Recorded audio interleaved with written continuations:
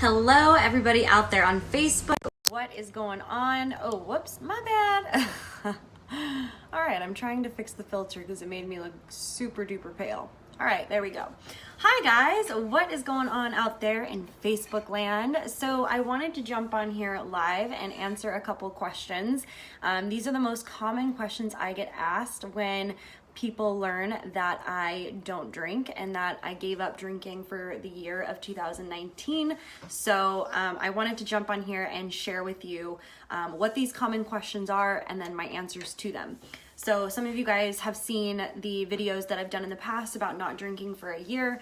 And I know I have a lot of new friends lately here on Facebook. So I just wanted to bring up this topic again because this is one that just seems to kind of come up pretty often in my life regardless. So if you're jumping on, say hi Amy, what's going on?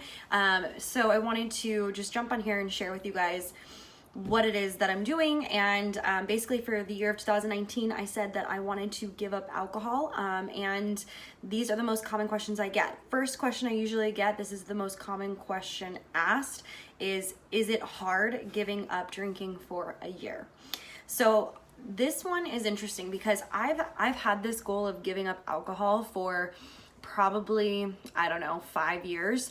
And I wanted to give up alcohol around the age of 25. I was like, okay, I really want to stop drinking, but there was always another party, there was another bar to check out, there was another club to visit, like there was always something on the horizon, a birthday or a festival or an event or something like that. So at the age of 25, this was not an ideal goal for me, and it wasn't until the age of 30 where I was like, you know what, I really want to give up drinking this year. And as I've gotten older, it's easier for me to give up drinking.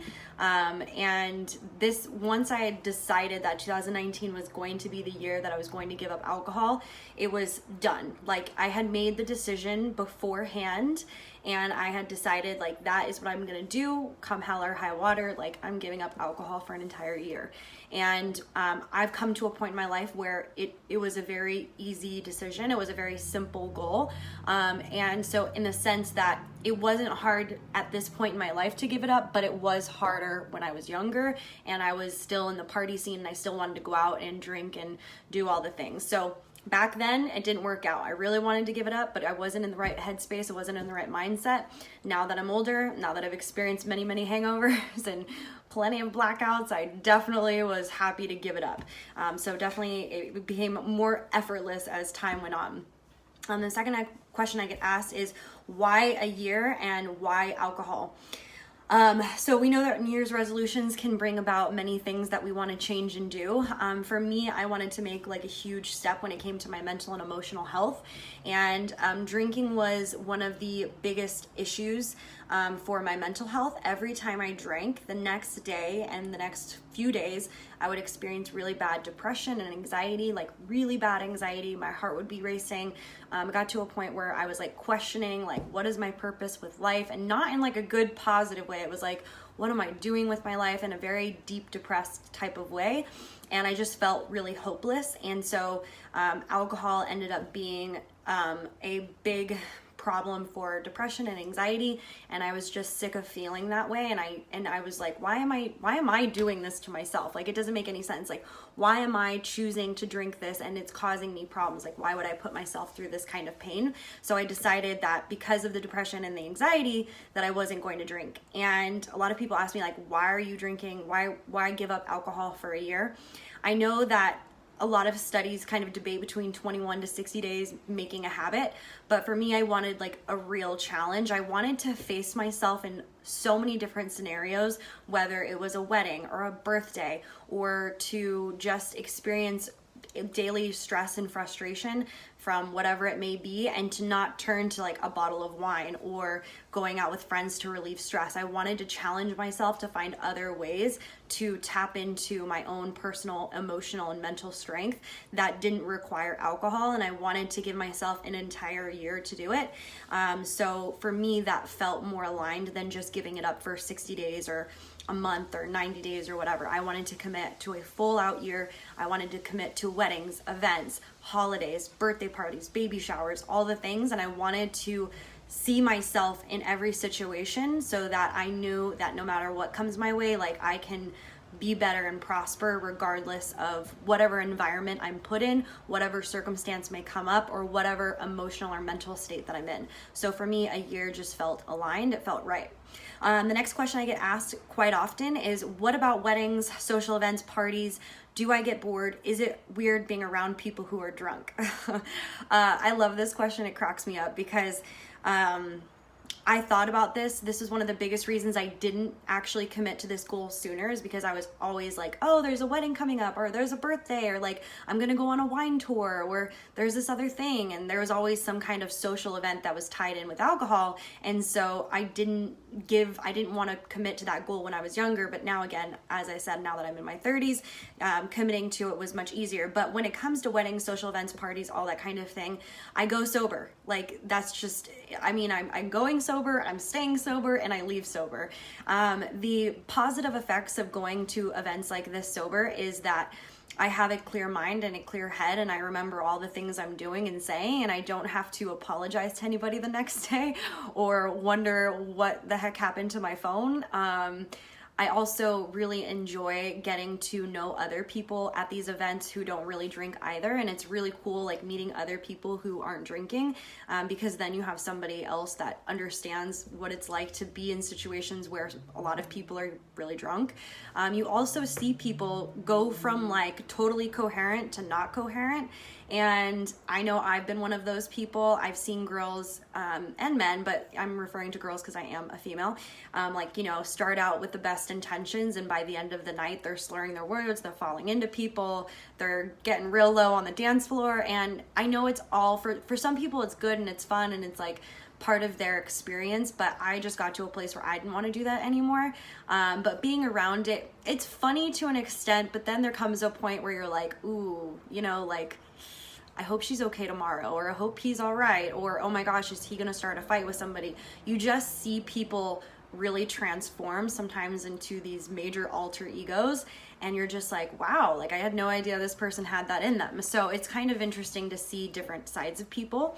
And I mean, I have empathy for the girls who are kind of falling on themselves, tripping in their heels, and who are kind of, you know, are going to be thinking about what they did, you know, the next day. They're going to be thinking about like, oh my God, do I need to apologize to so-and-so? I empathize with them because I've so been there. And, you know, this goal was for me. It's not meant to be, you know, shaming anybody else or making anybody feel bad if they're drinking.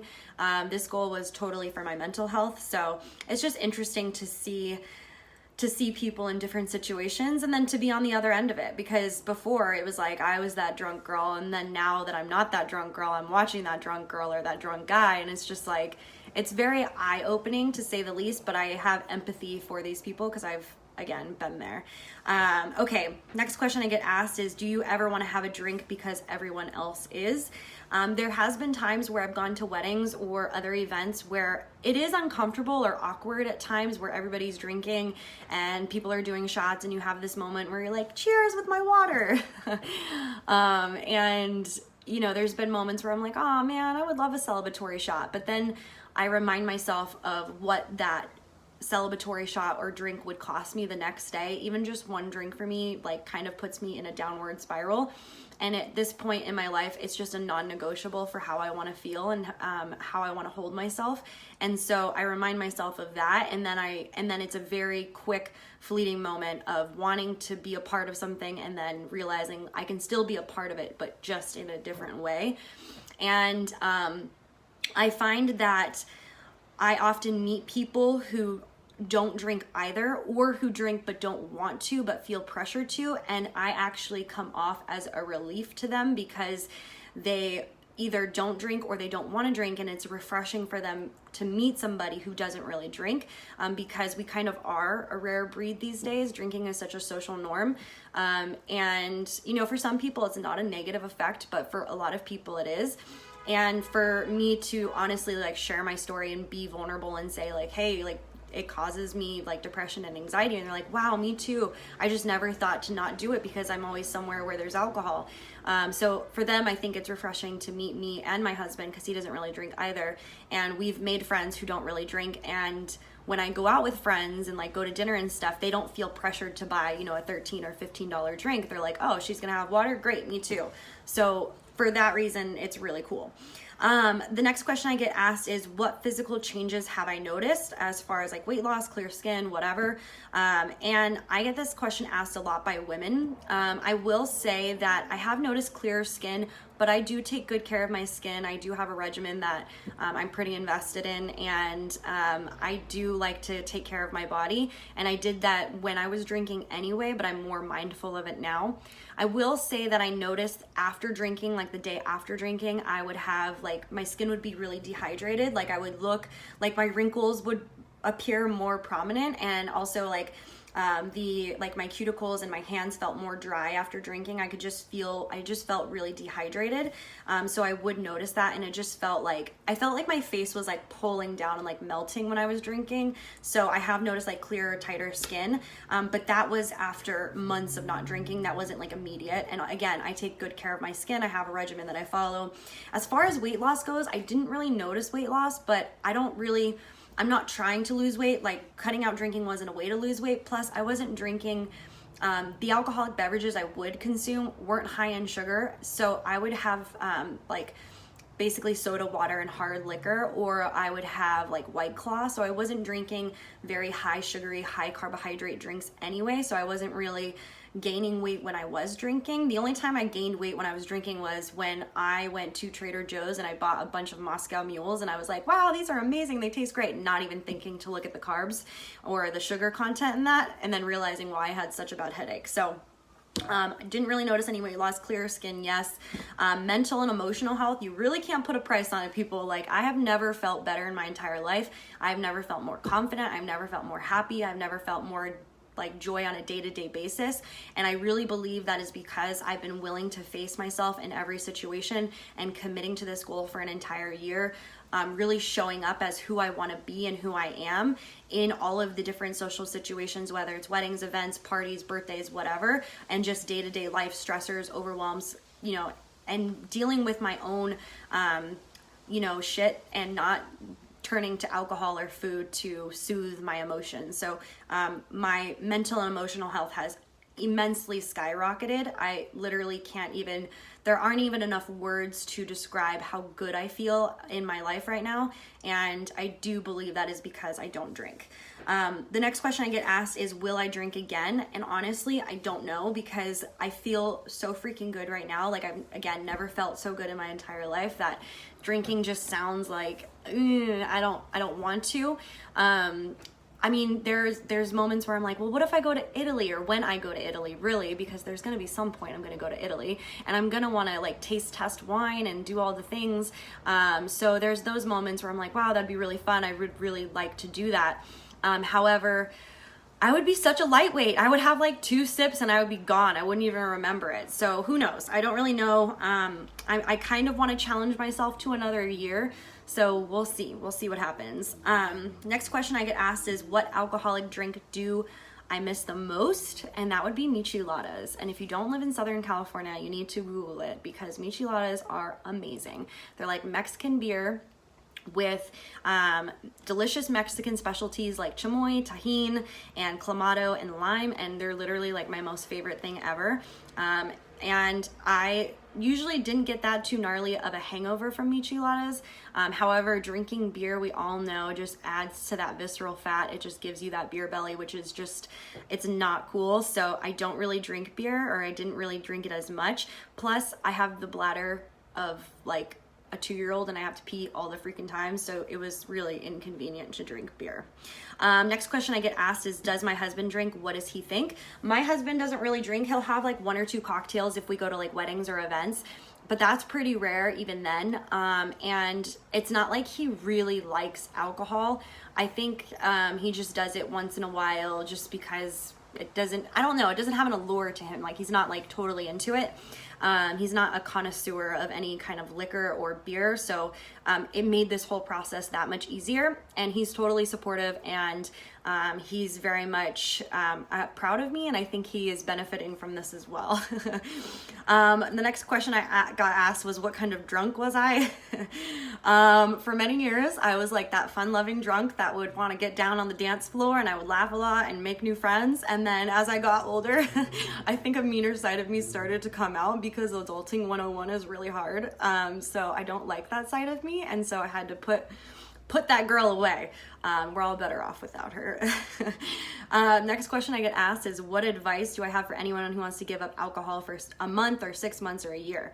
I would tell anybody that wants to give up alcohol to have a big enough reason why, like have some serious leverage, because you will be challenged. You will come up with, like, you know, to face events and people and situations and circumstances that are going to be out of your control, where maybe your MO was to have a drink or two, or maybe 5 or 6. And I would tell them to have a big enough reason why that would help them and support them to stay on their path. I would also let them know that they're going to learn so much about themselves, that giving up alcohol is only going to bring them a ton of positive experiences.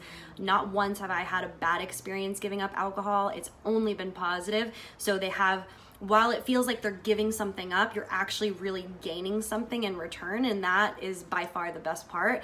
And you only get to experience that by truly making space for it. And I say making space because when you stop giving up alcohol, you make space in your life for other things.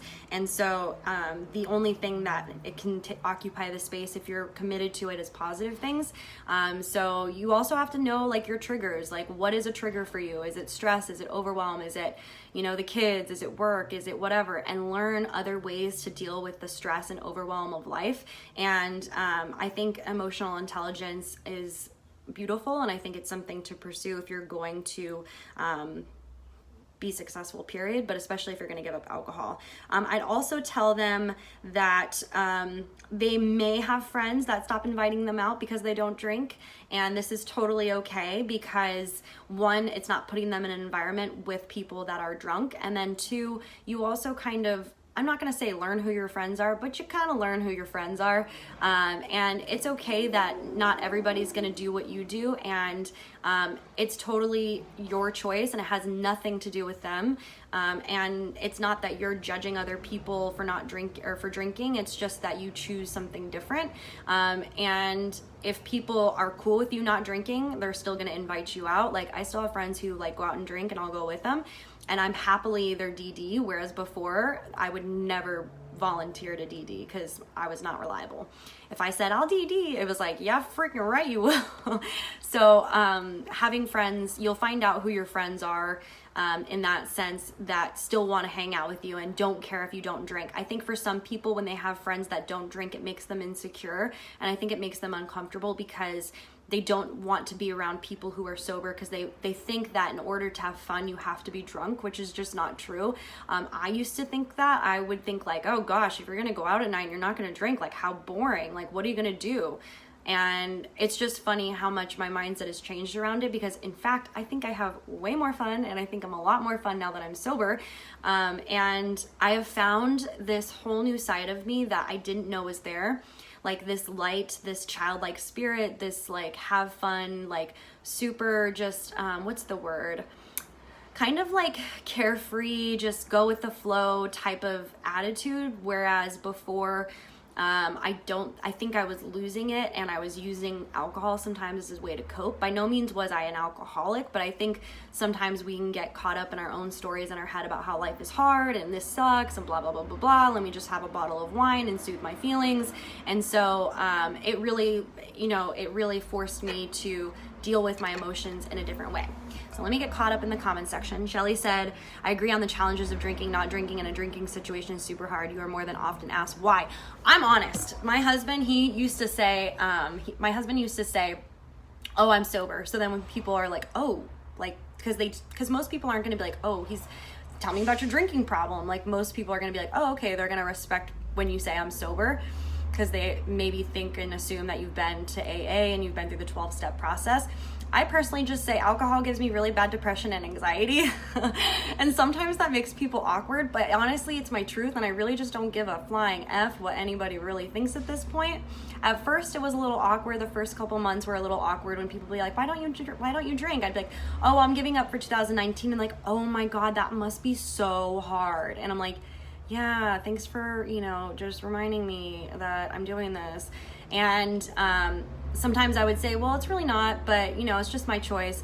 And to be honest, I kind of just got an insight into how people feel about alcohol just by their reaction alone. And it kind of was an easy way for me to tell like who I wanted to hang out with and who I didn't. So it actually kind of separated who was my vibe and who wasn't my vibe. So it kind of weeded people out in the process.